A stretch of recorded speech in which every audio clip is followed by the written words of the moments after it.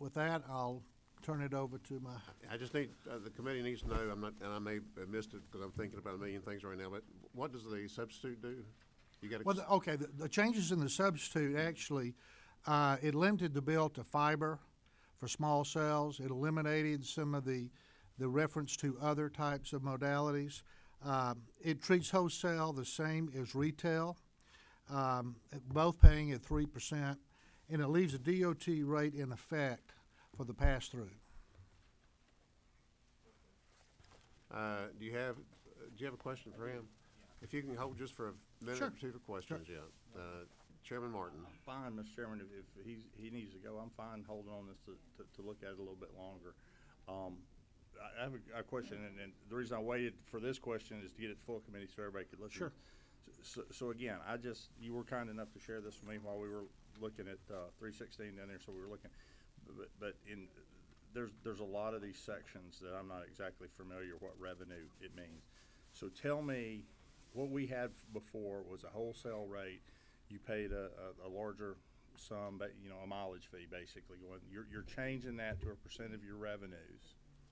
That's correct. This So, is Amanda. hi everyone. Hi committee members. My name is Amanda Brown. I'm Government Relations Counsel with Crown Castle. I have been with Crown Castle for a year and just want to kind of break down currently where we are. 4651 allows that due compensation owed to municipalities for telecommunications facilities in the right-of-way is 3% of recurring revenues, and that is for those with retail end users. So that's one fee structure. For those without retail end users in a municipality, the rate is $5,000 per mile per year. So what is happening with Crown Castle is that we have nodes in the right-of-way, but our end users are other companies. So we provide wholesale services rather than retail services. And what this bill does is it's expanding who pays that 3% rate. So instead of the 3% being just for those who have retail end users, the 3% is for those who have retail end users and those who have small cell facilities in the right-of-way. I don't mean to cut you off, but so if the chair wants to share more, I know we're just rushing on time. So, all right, Okay. What I want to get here, what I want to get here is, I understand that 3% is how we charge retail franchise fees, and I understand we're fixing that for you for small cells. Who do we leave paying the $5,000? Those who are true pass-through providers. So if there is fiber going through one county that ends up in another county, then those providers will still pay the $5,000. The $5,000 is what we call the true pass-through rate. It's for those who do not have retail end users in the right-of-way. Okay, so just let me see if I can get my head around this. Okay. So you're taking, and when I say you're taking Yeah. a position, I mean that I take. I'm trying to understand what you're telling me. Then is this company? I'll use Crown Castle if you want, but there could be other people like you. Okay. You're in the right of way, but you have equipment there, and you're providing a service. Correct. You're just getting paid for it by other than retail customers. We are paying at a rate that is not for retail customers. I'm not talking about what you're paying. Okay. I'm talking about the reason you fall into this category is you're traveling through the right of way, but you don't run a 1FB to somebody or 1FR to somebody's house. You sell what you have on the post to somebody else. That's correct. Okay, and so you're drawing the distinction of now if there's somebody else traveling through that right of way, whether that be a cable company or a long-haul broadband provider that has a backbone, a bunch of, what are they, L1s or T1s or whatever. You're drawing the distinction there that they're just traveling through there, and they may have equipment there, but they're not getting revenue from anybody because they're there. Well, that's correct. If they are, in fact, just traveling through, right, and they do not have a retail end user or a small wireless facility. And well, I mean, and that's what I'm trying to get at, small wireless facility or something. So if I'm, I don't know which one of the companies are. I mean, if I'm Acme long-haul cable, okay, and I'm traveling through here, and, every so often I have to put equipment to boost my signal or whatever, but I'm not selling anything in Clark County or Fulton County. and you're just I'm passing still- through I'm and gonna pay $5,000 a mile. right. See, Mr. Chairman, that's what I'm getting. We're leaving those behind, and I know we don't have time to do it, but we're trying to get broadband out to the places in South Georgia. I would suspect one of the reasons we might not have it out there is because in order to get it there, we gotta travel it down 75. And if it's gotta cost somebody $5,000 a mile to get there, we're pushing water uphill to subsidize, talking about subsidized people getting there and not doing it, so it would seem,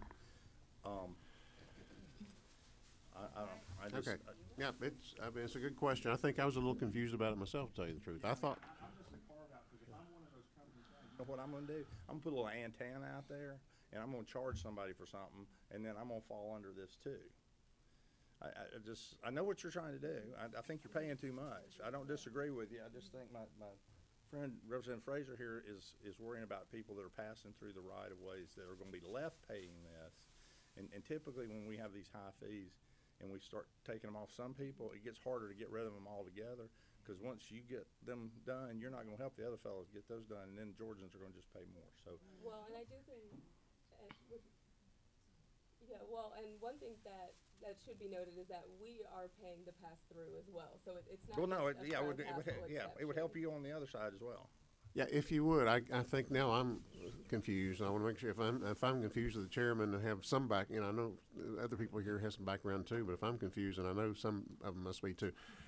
I was under the impression, and maybe I had it exactly backwards, but I was thinking that you guys, with what you provide, was being charged the $5,000, and others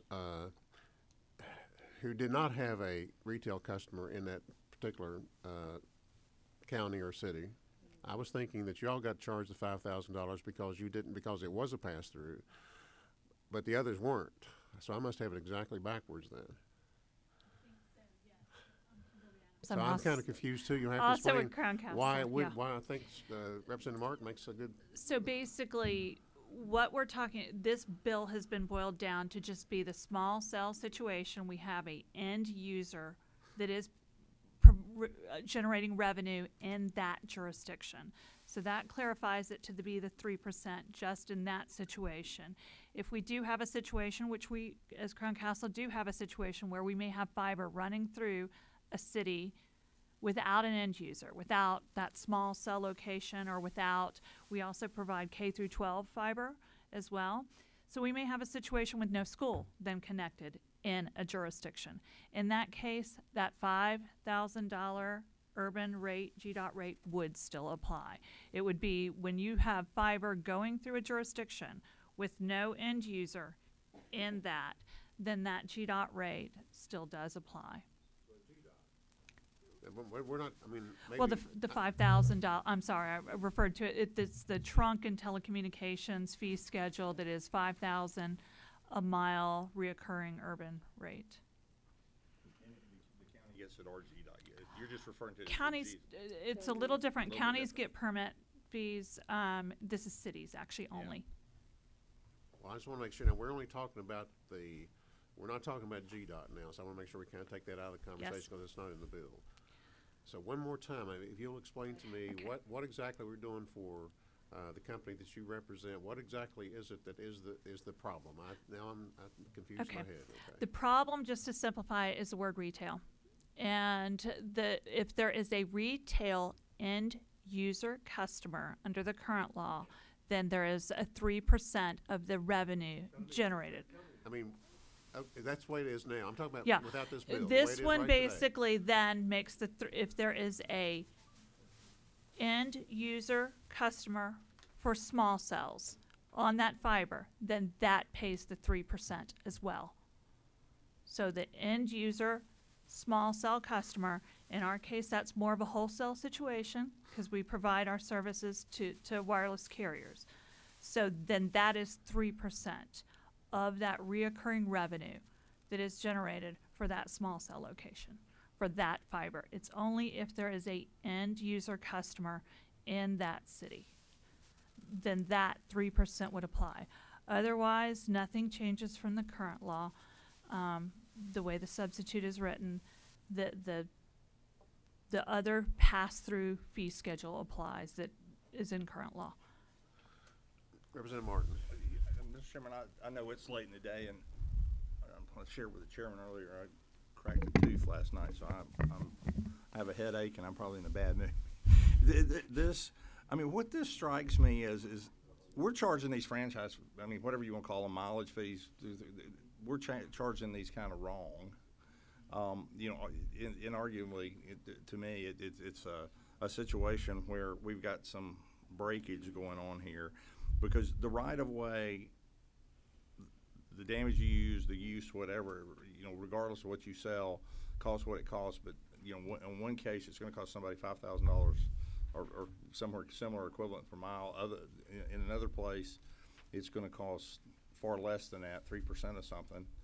And it just seems to me that we're convoluting it more. The question I guess I have, Mr. Chairman, is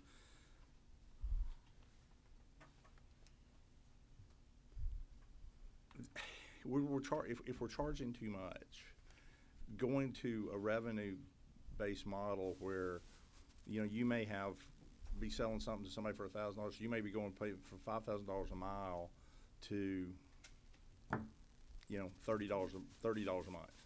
Mm-hmm. 3% of something. We don't have a great system, but I'm not sure we're inventing it. Well, I'm going to go to another question. Yes, sir. Yes, sir. It seems to the chair, and this is where I'm getting a little bit confused on this, that $5,000 per linear mile for anybody is way too much, to begin with. So I want to make sure that we're not doing something that will hurt. To help anybody in that situation, I think would be good, but I want to make sure I know why we're not helping the other people too. It just seems to me like, that just... That actually was originally in the bill, reducing that pass-through rate, and we removed it based off the subcommittee meeting last week and trying to work out a compromise with GMA. Okay, I was a little confused So about what we were doing. the original bill did have a reduction of that rate, a significant All right, one. did you have a question? Somebody over here, Representative Belton. Thank you, Mr. Chairman. It seems like we're doing a carve-out here, picking winners and losers. I know Chairman Werkheiser has a bill 428 that kind of talks about this. Can you drag me into this? Sorry. He was in the back of sleep. I don't know that. I guess my only thought is, I don't like that. I don't know if this bill's ready. I don't know if my bill's placed to do it because it's pretty comprehensive. But the 5,000, I think everybody agrees the 5,000 does not fly. I know some have proposed $100 per linear foot. I think you can ask some of the folks in the room. It would, and I have been told that it would satisfy Crown Castle, the cables, the AT&Ts, and even the satellites, because satellites wouldn't use it. I think y'all can correct me if I'm wrong. I see some heads nodding, but I don't know if this bill doesn't. This bill, I think, narrows so that we're almost, this is going to become the Crown Castle bill because it's addressing only someone that's got a unique position, where I think is, if we're going to do correct policy, we need to do something. I don't know if you're going to make everybody happy, but at least from a policy standpoint, something that will fit everybody, or that addresses everybody, and then everybody says, at least they're all playing by the same rules. I believe your bill, I know what you're talking about now, your bill, if it passes, and I think hopefully it will, but that will take care of the cable people. That addresses the franchise fee. And that was an issue apparently they raised in the subcommittee the other day, but really doesn't really relate to this. It's a different. Right. But I agree with that part. Okay. I want to ask. That's why I said don't drag me into Charlotte, let me ask you to come up for a minute. Charlotte, I'm sure, Ms. Davis, I'm sure that the cities, municipalities, GMA would have no problem in just doing away with the fee altogether, right? Because it doesn't really cost you anything to maintain the right of way. Isn't that correct? Chairman Parsons, you know our position so well, so I appreciate that. Charlotte Davis with the Georgia Municipal Association. Represent 538 cities across the state, and I always enjoy testifying before this committee. Chairman Parsons and we've talked about this for a while, and I offered testimony in subcommittee, but like I said in that testimony, I recognize that there are a lot of different opinions on the cost of the right-of-way, value of the right-of-way, whether it's cost-based or fair market, but I haven't had a chance to dig into the sub, to be honest. I think there are a lot of and maybe unintended consequences or things that we would have concern with, especially in a one-off bill. Whether it's in a CST or something else that we might be able to address this issue, but I think we have concerns. And to Crown Castle's point, or credit rather, they did remove the linear mile fee, but we still have concerns with it running just a small cell. I offered when in testimony saying that this was purposely left out of the small cell bill that we negotiated, and there was a reason for that, because it would have been a different conversation to be had. And I think doing it one-off in the bill here is maybe not the best venue. We still have concerns, but that's just the municipal perspective. Okay, thank you. I tell you what, there's some questions.